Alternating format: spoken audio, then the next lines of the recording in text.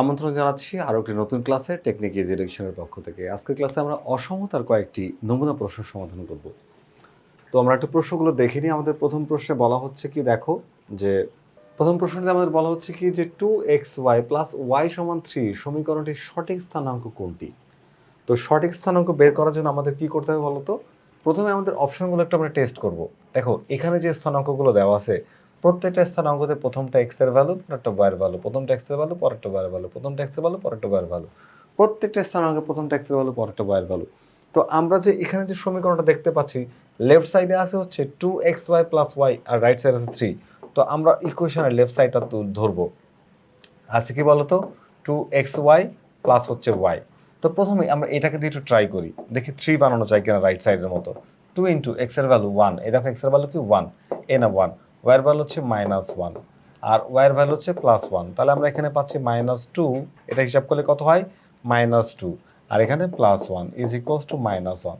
মিলে নাই, বাদ, এটা বাদ, এই অপশন বাদ, চলবে না।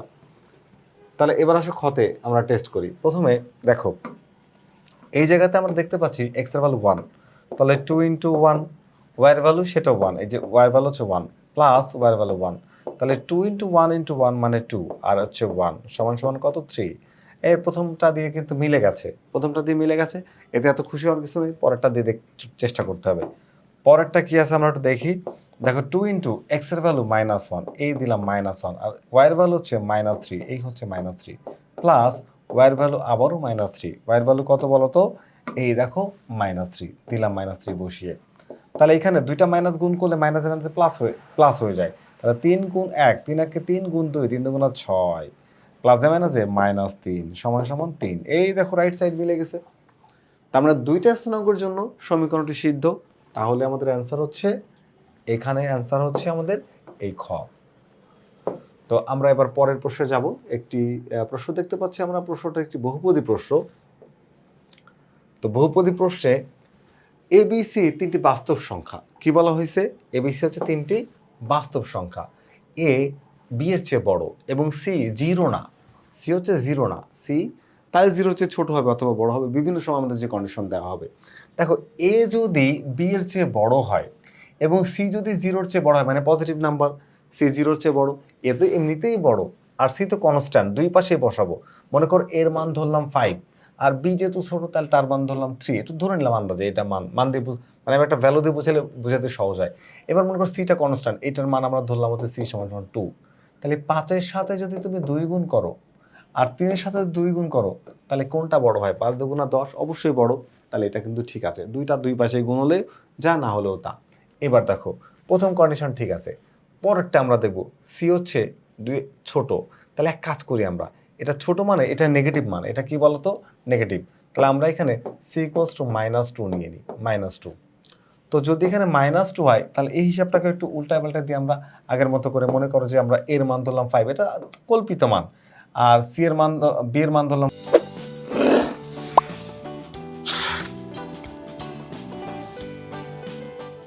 4। তাহলে কে বড়? এখানে বড় আগেই বলা ছিল। তাহলে এর সাথে তুমি -2 গুণ করো আর এর সাথেও -2 গুণ করো, করলে তুমি কি পাচ্ছ বলো তো? এখানে পাচ্ছ -10 আর এখানে পাচ্ছ হচ্ছে -8। এবার বলো তো কে বড়? -8 বড়। মাইনাস করলে সংখ্যাটা পুরো উল্টে যায়, মাইনাস সংখ্যা যত বড় সে আসলে তত ছোট।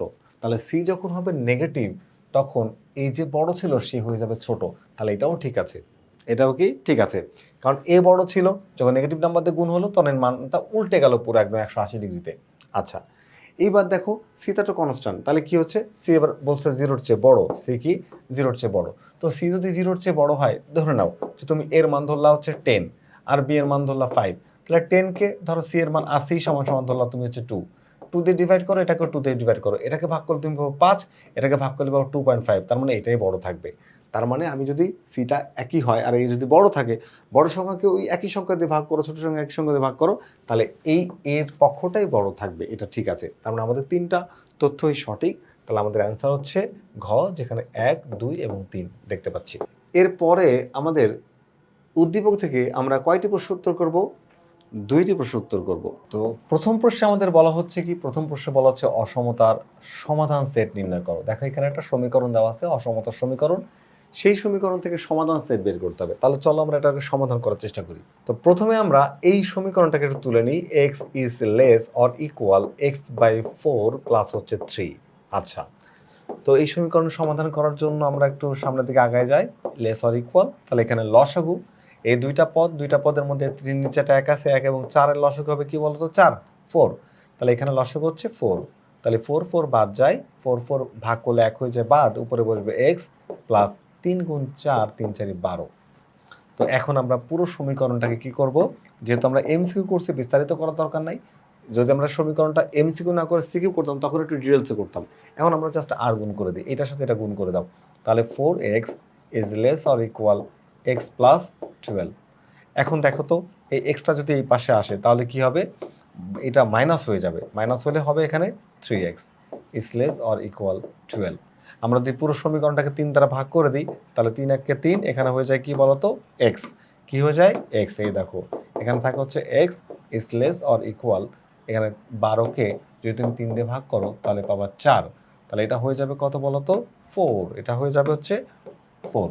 তাহলে আমরা পাচ্ছি হচ্ছে 4। এই হচ্ছে আমাদের সমীকরণের সমাধান।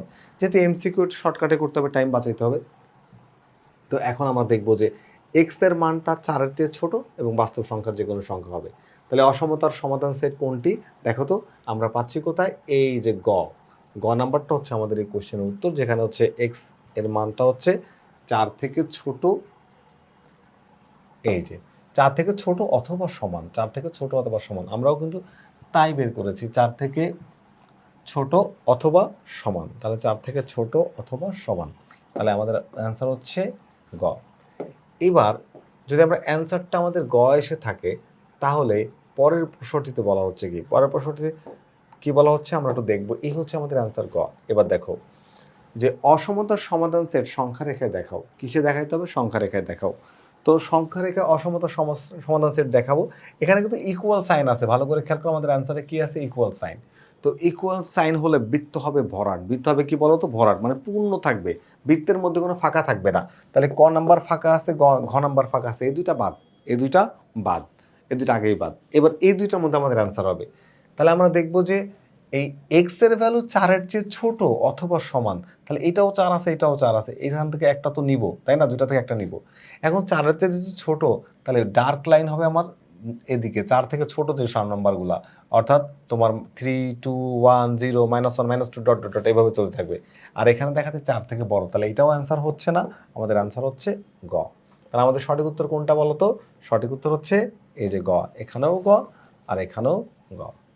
তো আমাদের আজকে নমুনা ক্লাসে এই কয়েকটি বহু নির্বাচনী প্রশ্ন ছিল।